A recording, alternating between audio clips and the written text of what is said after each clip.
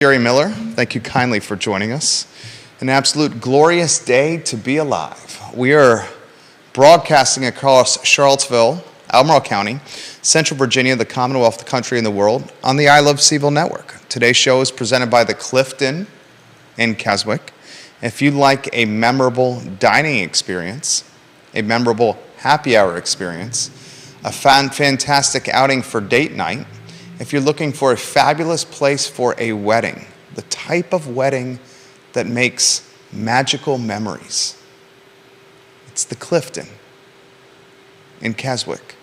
Their staff, second to none across the East Coast. The Clifton in Keswick. A lot we're going to cover on today's show. Oh, Anonymous, I love what you just sent me here. Anonymous is a smart person. I'm going to read some of these DMs from the burner account that's been interacting with our show that is just absolutely dynamite right now. I'm going to get to the very visible direct messages that we've gotten over the last few days, including some from the mayor of Danville, Travis Hackworth, who's currently watching the program. Danville is the comeback city. And Danville has got a Caesars that is very, very, very near. Travis, why don't you give us a 2-paragraph snapshot? I see that you're watching on one of the 15 Facebook pages this show airs upon.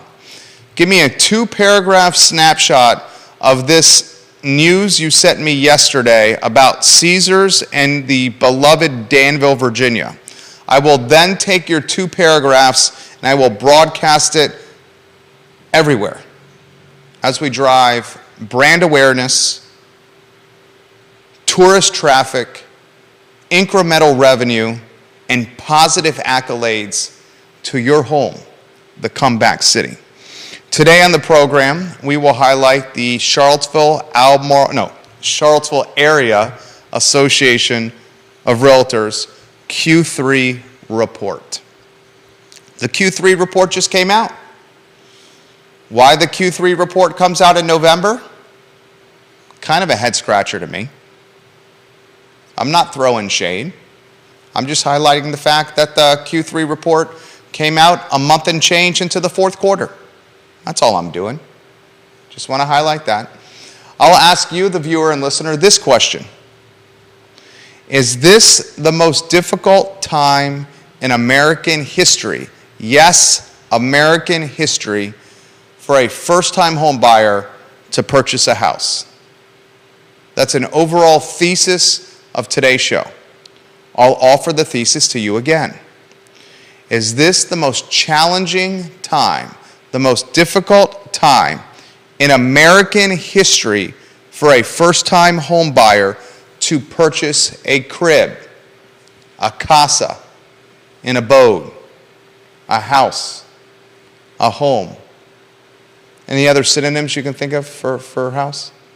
Judah Wickow? I got casa, crib, abode, house, home, domicile. That's one. Domicile is one. Wow, I'm getting direct messages on this. I just got this text message from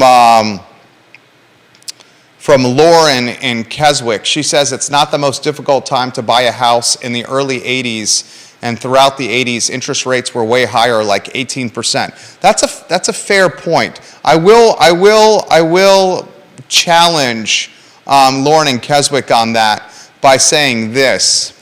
In the 80s, the price points were very different. We still had inflation issues in the 80s like we do now in 2022. We do have, thank you, Michelle. We do have rising rates. Granted, the 30-year fix now is in the 7% range, while in the 80s it was in the high teens. Here's a huge difference, though. The housing prices, the prices of a home in the 80s were incredibly lower than they are now. And as Judah Wickower likes to highlight often on the show, wages and salaries have not kept pace with cost of living and worldly expectations. I mean, how would you characterize that, right? I mean, a good example of this is look at the cost of a college education. The college education is exponentially increased while wages have not, leaving folks in a tremendous predicament. That's why, like, Dave Ramsey has this, like, oh, you are buying too many coffees. Save a couple of bucks every day on buying coffees. Stop eating that avocado toast. Yeah. You damn. Yeah. Are you on a two-shot? No. Let's get your handsome mug on there. Dave Ramsey's like, forget the avocado toast. Why are you buying the pumpkin spice lattes? Yeah, just stop getting a coffee at Starbucks every day and save your money and invest. And you can afford a house. What do you say to Ramsey on that? Times are changing. How so? Explain how. Well, they're different, just like you said. Inflation has been a constant. So yeah, our purchasing power is smaller. House prices are higher. So yes, we may be dealing with lower interest rates than we've seen in previous eras, but we're also trying to buy more. Well, we're trying to buy the same amount of house for more money before you hit the inflation and the rates and all that. And most people aren't making as much money comparatively as they were back then. That's the point. In the 80s, it was much easier for a one-income household to manage a mortgage, household expenses, car payments, tuition, having a pizza night out with the family, and all the extracurricular overhead, shenanigans, tomfoolery, if you may. Now, in 2022, a single income household, dude, good luck with that. Challenging is all get out. Yeah. Challenging is all get out. As Kevin Yancey says, in the 80s, the 1980s was before greed took over America. Andre Xavier, the travel entrepreneur, says, what's that? I don't know if it was before greed took over. I mean, I would say corporate profits have been prioritized at a much more aggressive clip. Yeah, definitely. Since then. Mm-hmm. I mean, that would be safe to say. Yeah. I would also say in the 80s, you were able to purchase a home for about $100,000. You try buying a home in Albemarle County right now, if it's in decent condition, you're looking at something that's flirting, touching, snuggling with $500,000. Yeah. I mean, let's be frank here. And wages have not kept pace with... Have not gone up 5 times. That's my point. That's very well said. A $100,000 house in the 80s is what? A $450,000 house now in Albemarle County? The wages from the 80s to right now have not increased 4.5x. They have not increased 4.5x. And then you throw in these other independent variables. I guess they're not even independent variables. You throw in all these other very consuming financial variables, college tuition for students, for kids. Well, even before you get to college, if medical bills. If a family is looking at their income and saying, look, it's more cost effective for one of us to stay home and take care of the kids than to send them to childcare, I think that's a microcosm. It's a pretty big difference from 30, 40 years ago. Okay, exactly my point. Very well said. Judah Wickower bringing it. Go, Judah. It's your birthday. Go, Judah. It's not, folks. I don't have a problem singing, making a little fool of myself. Poking fun at yourself is one of the key things for creating human connection amongst others. I just wanted to let people know that it's not really my birthday. Well, we know it's not your birthday. It's this. You've heard the song, "It's your birthday, eat chicken, get greasy, and fat." You've heard that before, right? I'm sure I have. I didn't know those were the lyrics. The travel entrepreneur Andre Xavier says, the difference is now the gig economy exists. You can make money online, not in the 80s. The ability to make income now is more accessible. How many people are making true bank, true money, and true livings driving Ubers? How many people are making true money, true bank, true living, stacking true paper, selling crafts on Etsy? How many people are making true money, true bank, stacking true paper, showing a little cleavage and a little buttocks on OnlyFans? Yes, there's anomalies, and certainly there are exceptions. There's folks out there, we hear the stories all the time. Dude, I built these ornaments. They're custom made. I sold them on Etsy, and now I got a 6-figure business. Yes, there's exceptions to the rule. I'm showing some body parts on OnlyFans, and I'm making hundreds of thousands of dollars. The reality is the gig economy is not paying true cost of living overhead in particular for a Charlottesville, Albemarle County, where the overhead is astronomical. Yeah. I think it's supplemental income. You can work a 9 to 5. And here's another thing. In the 80s, there was such thing as a 9 to 5 job. Monday through Friday, you got to work at 9. Judith, 10 minutes early. If you're not 10 minutes early, you're late. 10 minutes early if you're not. Sorry, I regress. Judah's like, this again? In the 80s, it was a 9 to 5. Now, what's the job? What's the 40-hour work week now in 2022? The 40-hour work week in 2022 is what? 50-hour work week? I'm sure it depends on the job. I mean, it depends on your line of work. The 40-hour work week is a thing of the past.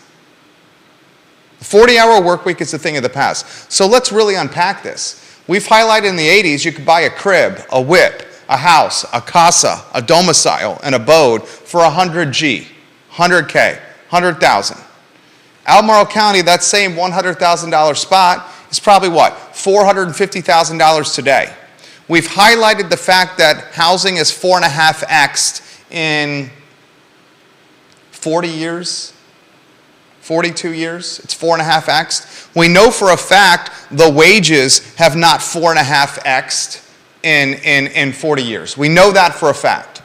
We also know in that 42 years, that 1980 to 2022, we also know that student debt is astronomically more expensive, the cost of tuition, than ever before. I mean, it's almost unsustainable. I can't see the college model sustaining itself. That's a topic for another day. But students that are coming out $250,000 in debt, $300,000 in debt, and then going to work a job that's 80, 90, 100K, and have interest rate payments on that student loan debt that's anywhere from 4 to 8%, those students are going to be in debt for a long-ass time. Okay, a very long time. Okay, that's a topic for a different show. Here's the point. We've already highlighted a couple of examples. The cost of housing, 80s called 100K, now 450,000. We've highlighted the cost of tuition. We've highlighted medical bills. We've highlighted the fact that wages are not keeping up or increasing at the same clip as overhead. While there are supplemental revenue streams like online earning of money, digital earning of money, the gig economy, those revenue streams are side hustles at best. Side hustles at best. And then we've also highlighted that you're working more hours today than you did 40 years ago when it was truly a 9 to 5. The 9 to 5 doesn't exist now. It's more like it might be a 9 to 5 in the office and then you're popping another 90 minutes or 2 hours at work at home on the laptop. You're probably looking at a 50-hour clip. Michael Buchensky watching the program, Coach B. Every time Michael Buchensky comments on the show, can we go in unison at the same time? Coach B, will you do that with me? Maybe. I'll Man, try. you're a lot of fun today. I know. Can we do Coach B? Coach B. But we got to do it in unison. Okay, I'm not going to try to do it in unison. Why can't you do it in unison? This is about entertaining, educating, and enlightening. One of the key elements of our E-alliteration is entertaining. Coach B. I'm All not right, going to we'll do it on at the same three. time as you. It'll be a 1, 2, and 3. And on 3, we do it. We got to wait for 3. Are you ready? You ready? A 1, 2, and 3. Coach B. That's kind of funny. You know, I guess. Coach B. Coach B says, damn it, Judah, get with the program. He says, damn it, Judah. Oh, God. Buchensky, Coach B. says this. My dad put 2 kids through college and retired at 60 on a principal salary. He also adds, you have to make $200,000 a year now just to make ends meet. Also, we all have to pay into Social Security. We pay hundreds of thousands into this system and get a 1% return. Government has crushed the middle class, and the Inflation Reduction Act is crushing them more. We have bad leadership and need a complete rehaul of our economic system for the middle class. That's a damn good comment. That's an A+ comment. I'm giving them some props for that. We're not open. We're not open. I'm sorry. Oh, gosh. Yeah, no problem. We're doing a live show. Unless you want to come in and join us on the talk show. You want to join us on the show? Okay, next time. All right. We got a fan. You can slide it in the mail slot right there. There's the mail slot. Thank you so much. Very grateful. Fan and loyal follower and viewer of the show here. Offering us a love note. Thank you. Is that a love note? Ooh.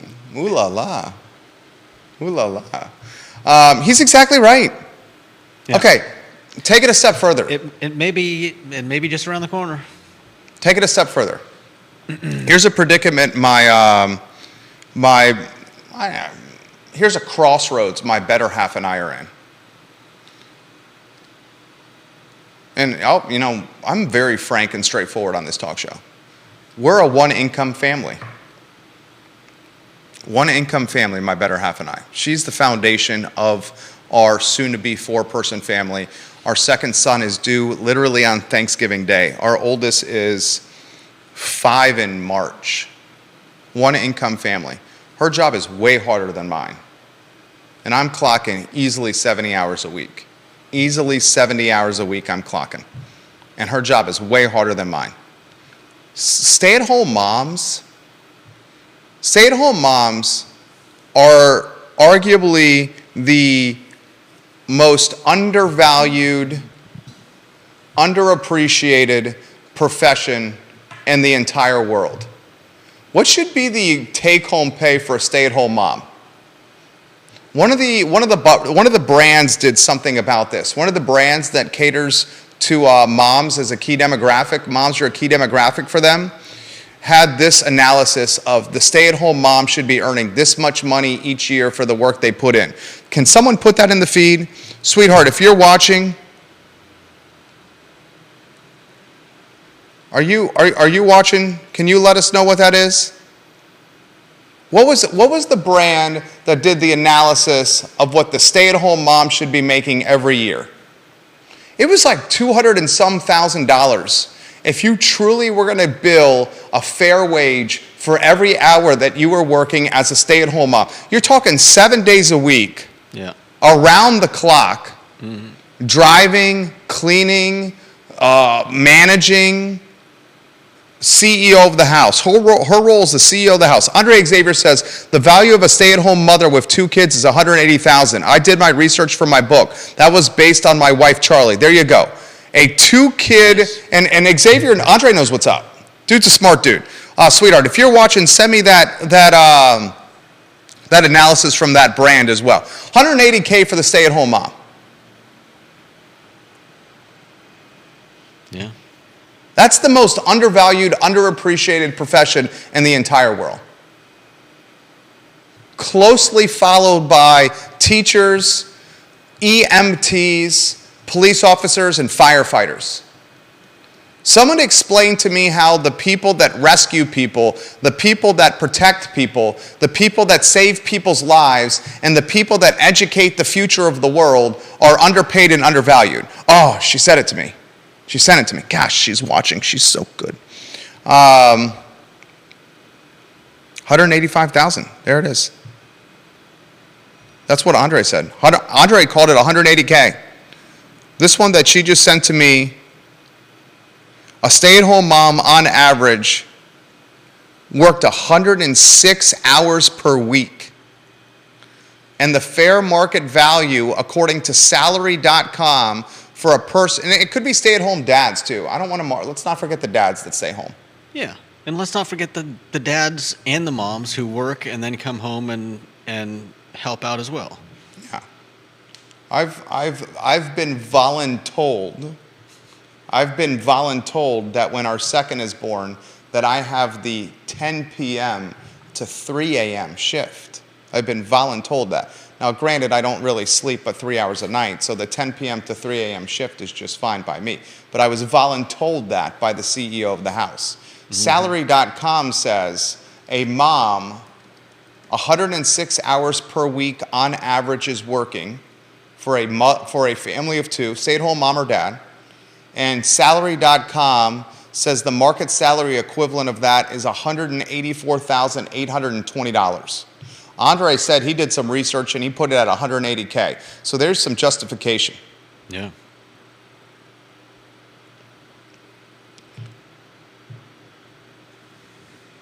So here's where we're at. We got Jerome Powell yesterday, the chairman of the Federal Reserve, basically told the entire world that he was going to continue being hawkish. Hawkish means aggressive, with taming inflation into 2024. Into 2024, he's going to be hawkish, aggressive, and taming inflation.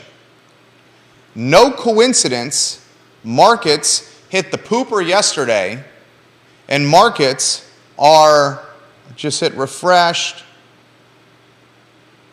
essentially flat right now. It's been a volatile day of trading. Essentially flat right now. So let's put this in layman's terms. Powell's going to keep raising rates. And as he continues to raise rates, our dollar, our disposable income is going to be stretched. Because if you have credit card debt, if you have vehicle debt, if you have floating debt, maybe a home equity line of credit, your monthly payment, your debt service payment is going to be greater. And as it becomes greater because the debt is more difficult to manage, you have less disposable income. And as you have less disposable income, you have less buying power. Mm-hmm. So you have a generation of first-time home buyers, soon to be a second generation. Forget the young millennials. The young millennials have been dying the death of 1,000 cuts. Guess what? The Generation Z, or the Zillennials, the ones right in between millennials and Generation Z, they're about to die the death of 1,000 cuts.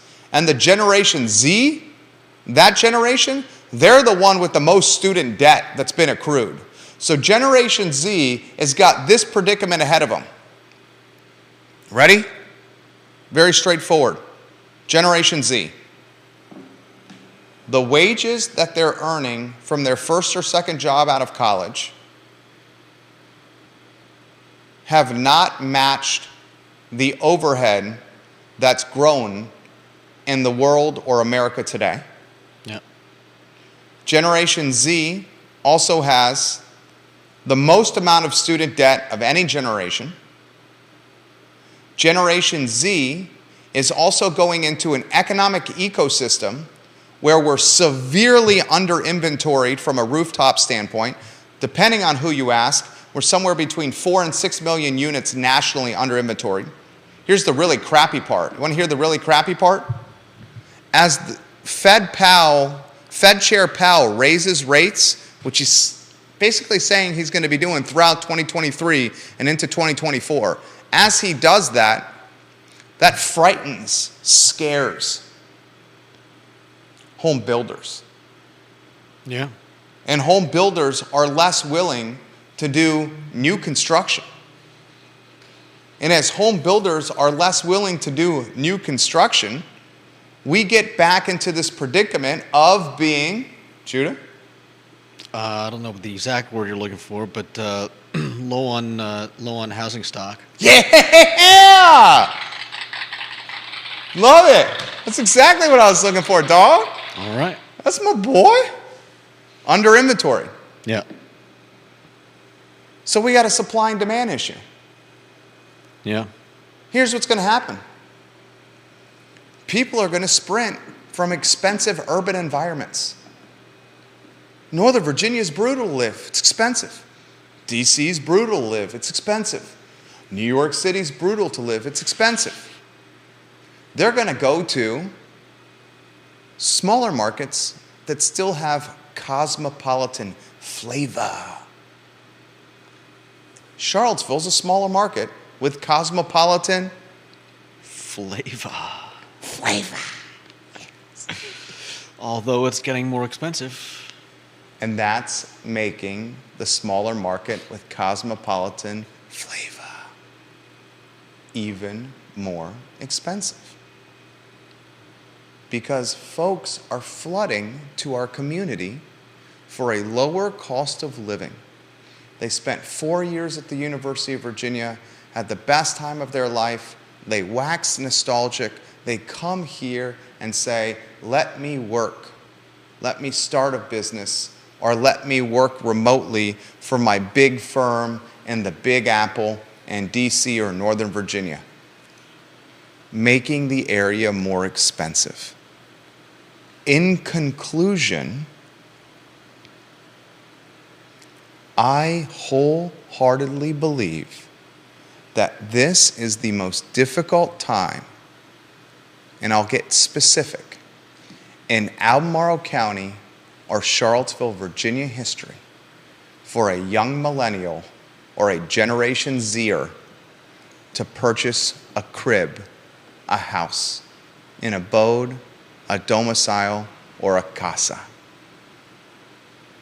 You have competing factors and headwinds like rising rates, very little inventory, people from densely populated, expensive urban environments coming to Charlottesville or Albemarle County. You have rising rates that are making disposable income fewer and further between, which is impacting down payment opportunity. You have student loan debt at all-time highs, medical bills at all-time highs,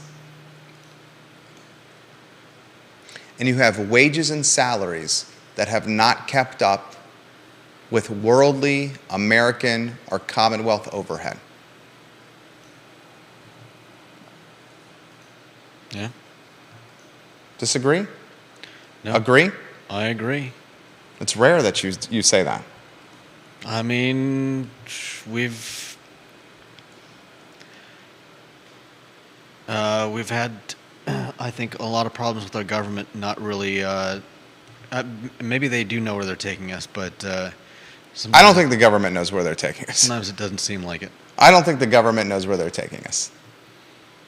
And you want to know what's worse? You know what the really concerning thing? Next year, around the first quarter, Albemarle County and its Board of Supervisors and Charlottesville City Council is going to raise the real estate tax rate, making home ownership even more difficult to manage. Coach B left a comment. Coach B. He says, fellas, the rates are going to be over 7.5% very soon. It is going to be a bloodbath for the next 6 months. The only hope is in, say, April or May, the Fed starts to cut rates due to a recession. Fingers crossed. He's in the mortgage business. He's a talented loan officer with First Heritage Mortgage. All right, I'm going to get to some comments. I promised Travis Hackworth that I'm going to give you an update on Danville. I think you should give us an update on Deep Throat, the source, because Anonymous has offered us significant ammunition on DM. Anonymous, we're going to get to these comments here very shortly. First, I'm going to get to comments on the opening monologue of the show. Why don't you go on the one shot so we can offer some branding opportunities for partners. Thank you, my friend. Then we'll go to a two-shot with some historical background on Deep Throat, which is a perfect segue into Anonymous. All Okay. right. Am I on this over here? Yep. Thank you, my friend. Kevin Yancey says, second quarter 2021 versus second quarter 2022, mortgage applications are down 55%. It's significant. Wells Fargo, if you follow the news, Wells Fargo, and I'm going to look at the headline, is doing massive layoffs with its mortgage division.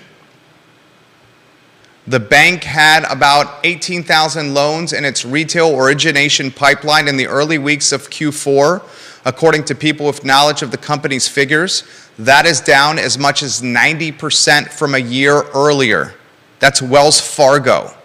Wells Fargo Q4 year over year is down 90% in loan origination applications and is now going through massive layoffs. That news broke yesterday.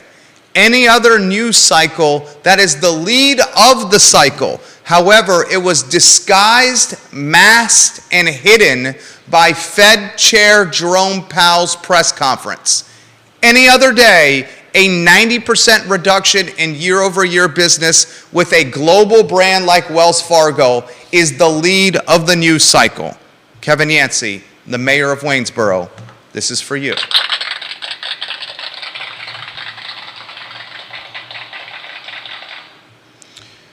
More comments coming in fast and furious. I encourage you to go to my Facebook page and read some of the comments that Coach B has left. I think they're absolutely dynamite.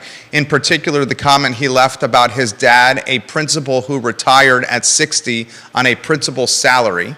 He puts things in perspective. He is in the business and a smart man, and I believe a father of two.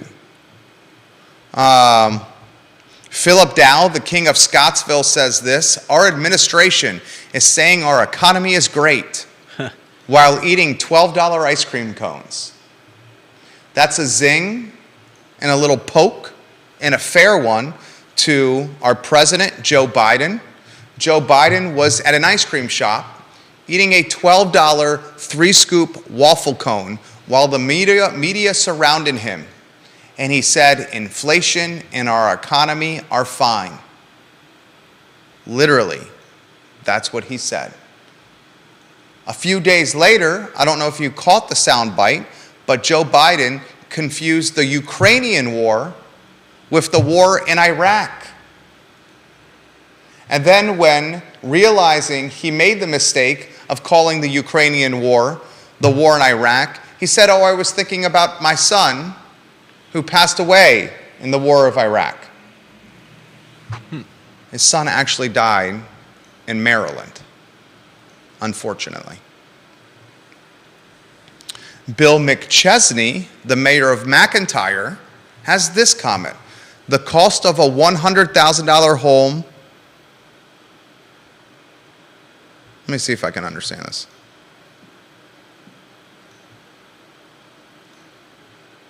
The cost of a $100,000 home ownership since 1987. Bring a new refrigerator and washer dryer, repaint the interior, replace dishwasher, replace garbage disposal, replace cooking range, replace heating oil tank, replace the whole house heating system, replace the hot water heater, replace the roof, Paint the exterior of the house every 5 years. Replace screen and ceiling on screen porch. Maintenance of lawn and landscaping. Screen porch falls 5 years ago. Replace whole thing, no insurance compensation. Replace whole roof again. Oh, this is his house. Replace water heater again. Replace air conditioner system again after 15 years. Replace refrigerator. Replace dishwasher and cooking range. Replace floors and walls with ceramic tile. Solid surfaces in 3 bathrooms. That's his house alone. His house alone. Has anyone priced the cost of new windows? Has anyone replaced the windows at their house? Can you guess the cost to replace windows at a home? No, because Back of the napkin guess. Just back of the napkin. it depends on the house. I used to wash windows. There are so many differences. Back of the napkin. Are they French windows? Are they? I mean, back then, I don't know.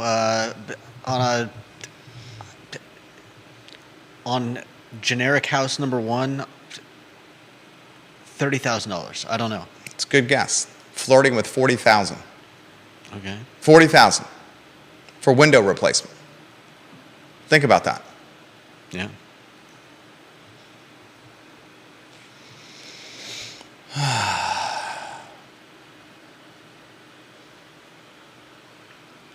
Jay Wyant, the gentleman farmer, the mayor of Sismont. Jay Wyant, Sismont, right? Or is it Esmont? Is it Sismont or Esmont, Jay Wyant? The gentleman farmer. It's both the most expensive time in history to build and the cheapest it will ever be. Ooh, Jay, help me understand that comment, Jay Wyant. And sir, you deserve a moniker, the gentleman farmer. Oh, it's Troy. I'm going to call him the mayor of Troy. The mayor of Troy. Jay Wyant, you will forevermore be known as the mayor of Troy. Please explain this comment. You're in this business. Please explain this. I value your opinion tremendously, mayor of Troy. You say it's both the most expensive time in history to build and the cheapest it will ever be. I think what he's saying by this is it will continue to be more expensive to build homes and do new construction. Is that what you're alluding to, Jay? I believe that's what you're alluding to. And frankly, he's probably right. It's both the most expensive time to build something in American history and the cheapest time. Because it'll only get worse. And the cheapest it will ever be. I don't know if it would be the cheapest it will ever be. Because there were cheaper times to build a house. Yeah. I think what he's saying is, Mayor of Troy is saying is, it's going to continue to be more expensive to build a crib. Yeah. And he's right. To do anything. To do anything. Here's something that's not being discussed. Thank you, Jay. Jay, you made the show better. Let's give Jay some props. Mayor of Troy. Mayor of Troy. Love the Mayor of Troy. This is something that is not in the traditional legacy media cycle that you're not reading in TV, hearing on radio, or excuse me, you don't read TV. This is something that you're not watching on Unless TV. you've got subtitles. Reading in print, or hearing on the radio, okay? The collateral damage of what Jerome Powell is doing to the American economy is not just job loss.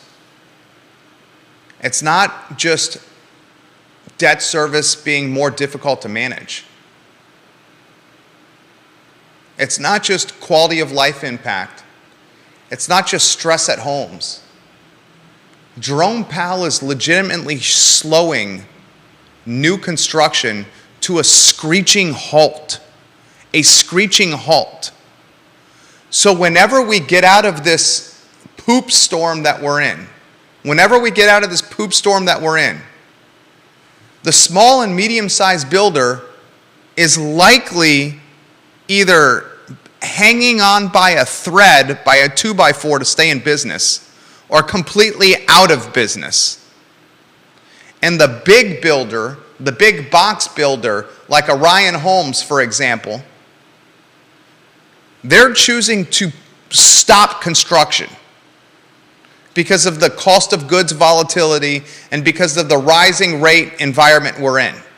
So whenever we're out of this thing, we're going to further be under inventoried across America and in Central Virginia.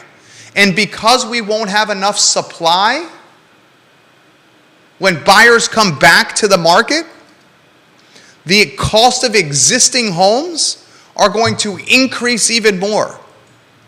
And that's a good thing if you own a house, but that's a really, really, really bad thing if you're trying to buy one. A really, really bad thing if you're trying to buy one.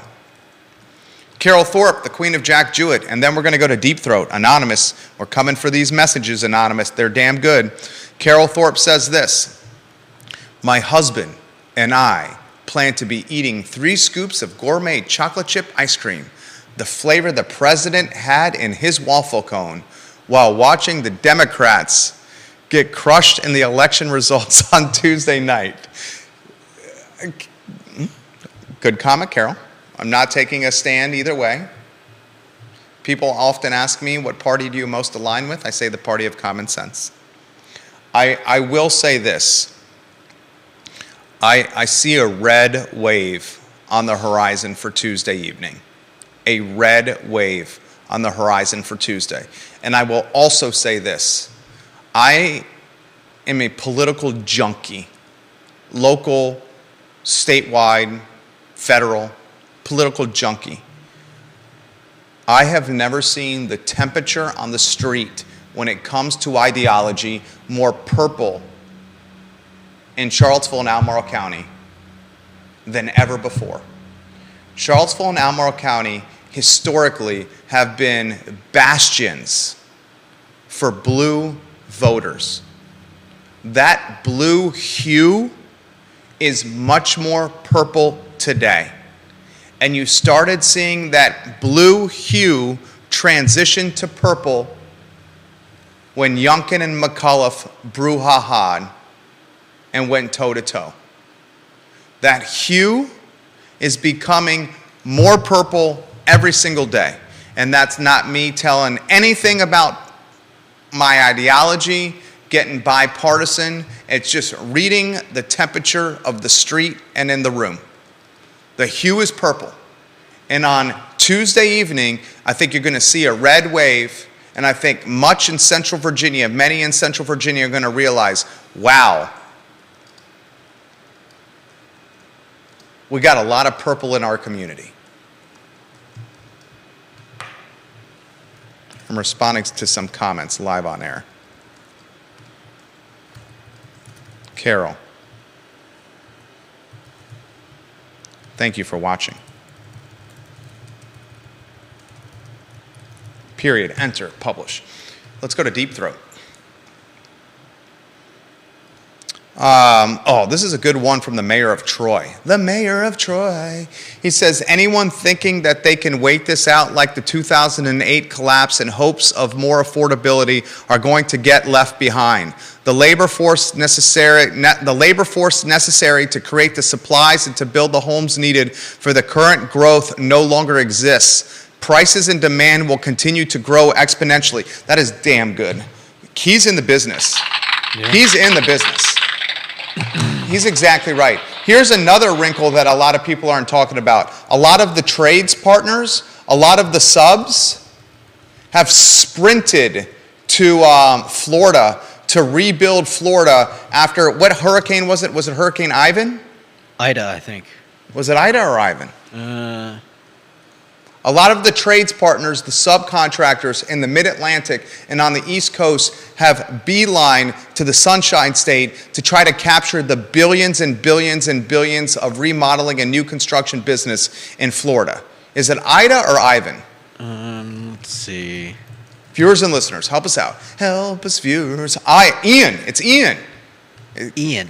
Mayor of the mayor of McIntyre and the mayor of Waynesboro say it's Ian. It's Ian. I thought it was Ivan. You thought it was Ida. It's Ian. We had the I right. We had the I right. Nothing else. Thank you, guys. Thank you, gentlemen. They're sprinting to Florida to capture that business. The mayor of Crozet, Mark McKinney, said, is the Fed doing this to intentionally drive us to a recession? Recession equals increased unemployment equals less consumer spending equals less inflation. 100%. Jay Powell wants a recession. 100%. Well, at this point, he's trapped. You want to give us a 60-second snapshot here? I got a 1:45 meeting with some heavy hitters.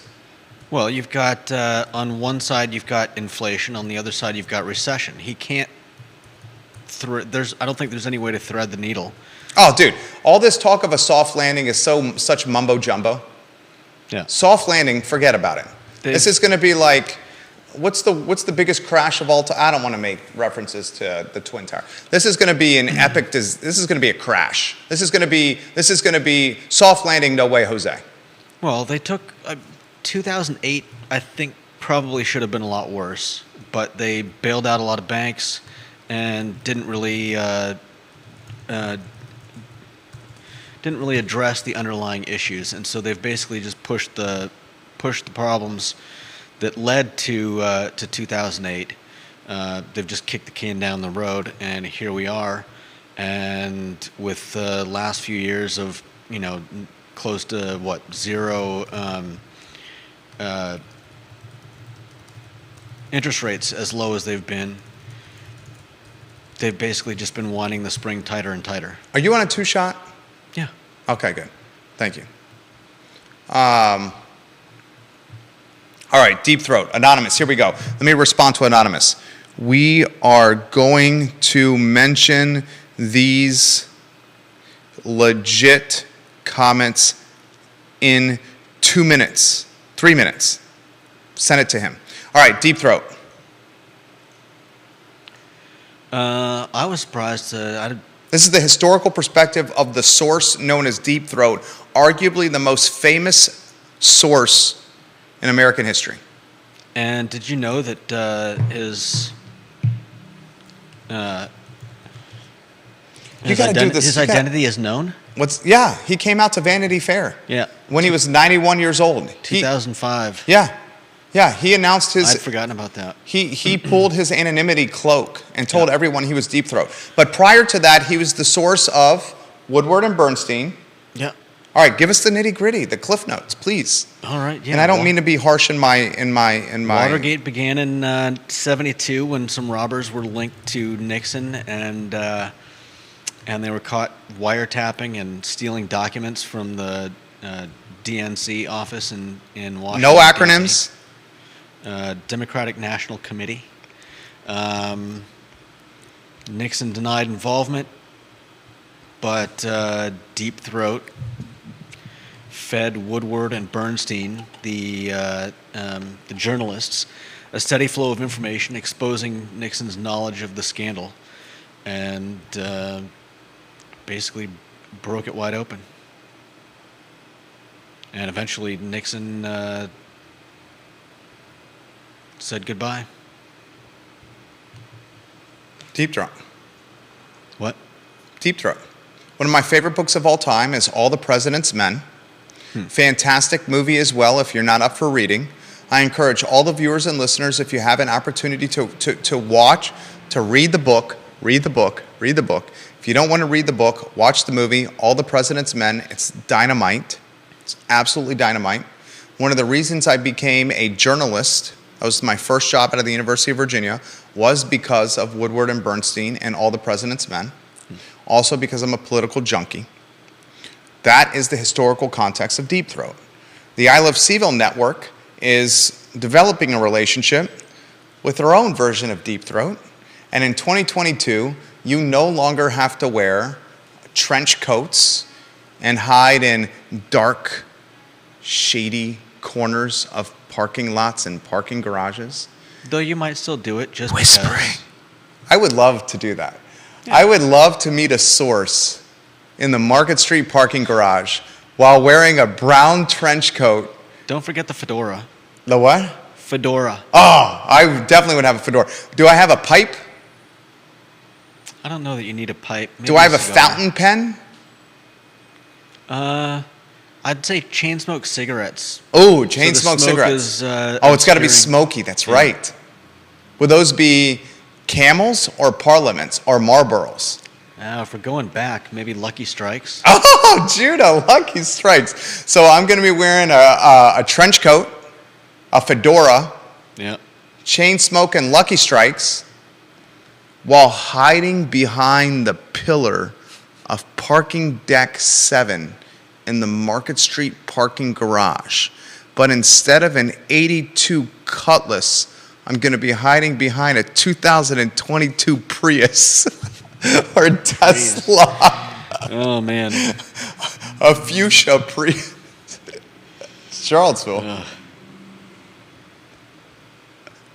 Yancey says we're going to be looking like Columbo. Columbo. Then you just need a glass eye. How about Matlock? Matlock. Murder, she wrote. Rest in peace, Angela Lansbury. Yeah. Rest in power. All right, our own version of Deep Throat. For the CAAR report, please look at numbers quarter over quarter and not year over year. Actually shows decline quarter over quarter.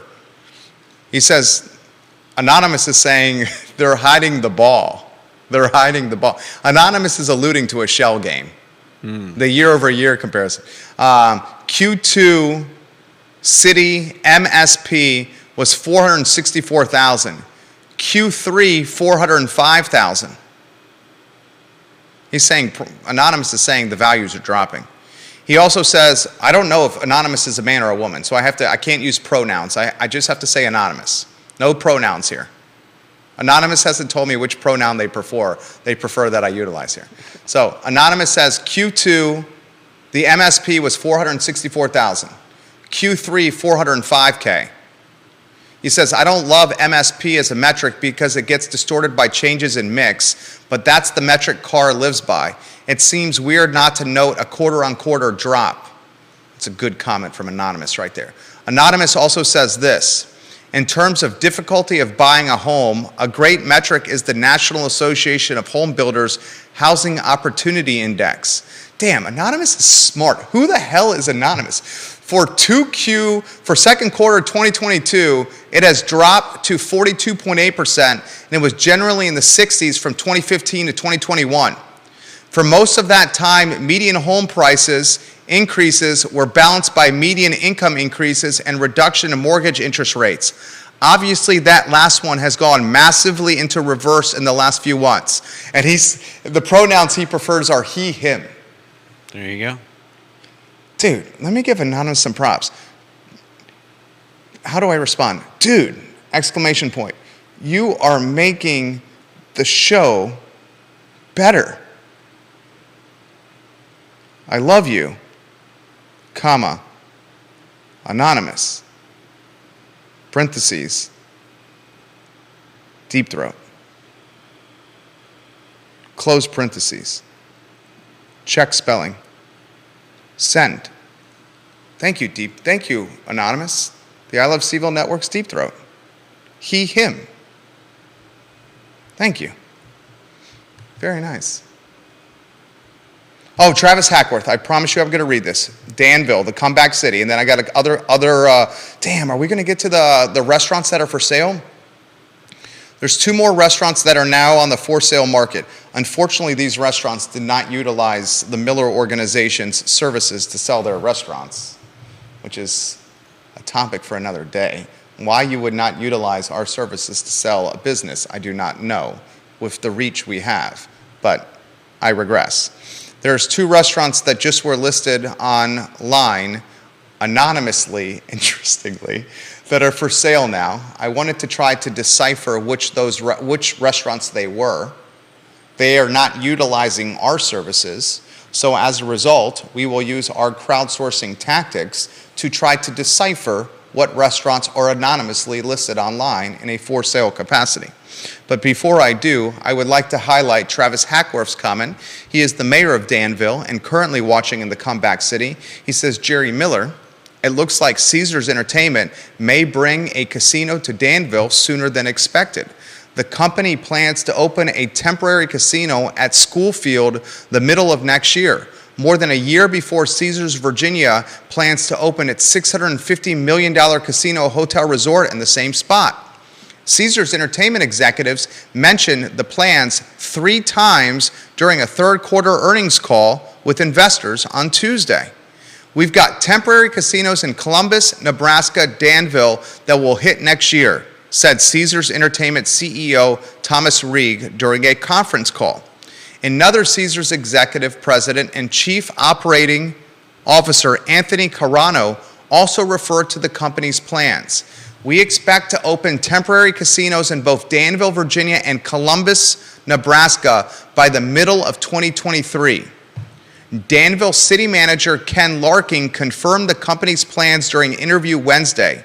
The Caesars team told me they were working with the Virginia Lottery to have a temporary casino on the school field site by next year. That is massive news.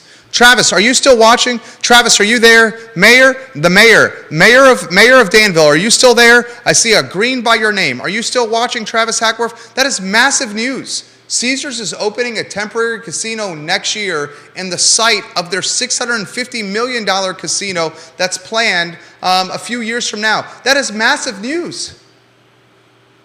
Nice. That's massive news. Yeah. Dude, Danville, Virginia is the comeback city. Cost of living low. A major employer, Caesars, now there. A designated outdoor refreshment area, Adora, on their downtown. I like Doras. I like designated outdoor refreshment areas. In the era of being able to work remotely from an internet service provider in your basement or your coat closet while earning a paycheck from a big city employer, Danville, Virginia is looking mighty, mighty, mighty nice. Central Virginia, all our viewers across the world, please consider Danville, Virginia for a place of living. Travis, I'm giving the comeback city props right now. Dude, I'll straight up say this. I used to say all the time, and I have a 145 with heavy hitters. Don't let me miss my 145 here. I used to say this all the time. If I moved from Charlottesville, Virginia, I say this all the time, I would move to 3 places in America. Boulder, Colorado, Asheville, North Carolina, or Richmond, Virginia. Richmond, Virginia is 50 minutes away from the place that I would move from. If I move, I used to say this all the time, if I moved from Charlottesville, it would be Richmond, Boulder, Colorado, or Asheville, North Carolina. I'm going to add the comeback city, Danville, to the list. If I moved from Charlottesville, Virginia, I'd move to Danville. Designated outdoor refreshment area, extremely pro-business, major employer on the near horizon, cost of living is low, housing stock is extremely affordable. We could sell our crib in Keswick and buy a freaking estate in Danville. Yeah. Comeback city, baby. Comeback city. All right.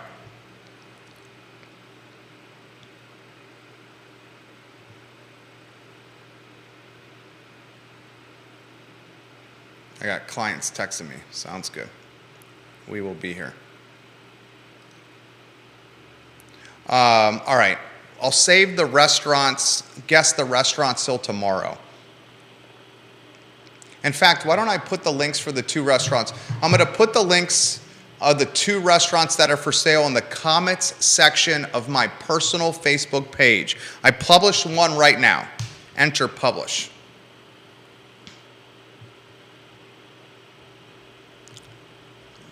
I'm going to publish the other one right now. Enter publish.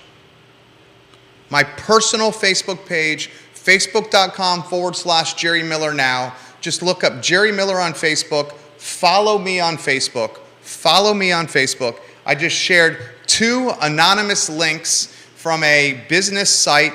These 2 particular businesses did not use my personal services to sell their business. And as a result, I have no professional loyalty to these particular businesses, and I would like to play the game, can you guess which businesses these are that are for sale? Can you guess which businesses these are that are for sale? The links are in the comment section of my personal Facebook page. Check them out. Tap it. I think one of them, there's Maggie. I think one of them may be, hello, good to see you, no problem. It's nice to see you. I think one of them may be, and we are on air, no problem, totally fine. Yeah. We got also a 145 coming up here, which is in about 6 minutes. If you want to just hand anything to J-Dubs, if you want to go to a one shot to me. If you want to just hand, Judah, you want to go on a one shot? Yeah, one shot me, and if you want to just chatter with Maggie about what we're handling right now, that would be fantastic. It's nice to see you, by the way. Nice to see you too. Yeah, it's great to see you. So one of them, I think, is potentially river birch. I think one of them potentially is river birch. I think the other one, I'm not particularly sure what the other one is. But you guess. We'll bring it up tomorrow on the show. We also have Jesse Rutherford on the show tomorrow, Nelson County Board of Supervisors. J-Dubs, check that text message I just sent you. That way we can pass that along to our fabulous client that's about to take over the entire world over here. The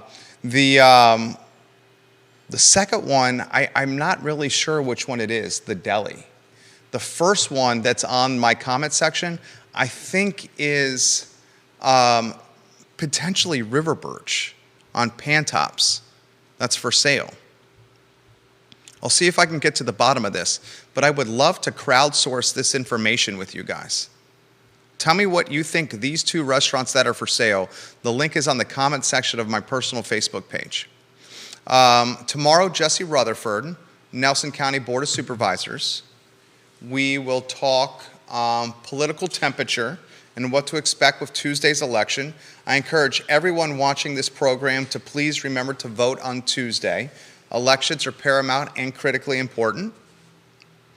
We will potentially talk, this topic is the Virginia football program drowning in apathy.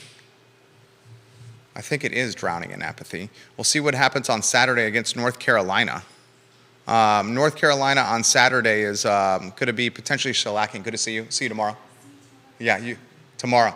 Yeah, you have a good one. Bye. Yeah, have a good one. And that was the show. Today's show is darn good. How about a 2-shot so we can get you back on here? I love, you know, it's what we do here is challenging. It's hard. Been self-employed for 15 years almost. Not every day, not a single day is the same. You know that firsthand. You've been here how long? 10 years and change? There's a little bit of repetition, I think. But yeah, most days are a little bit different. Yeah.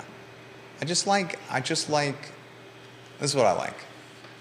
I like interacting with people. I like helping people that own businesses.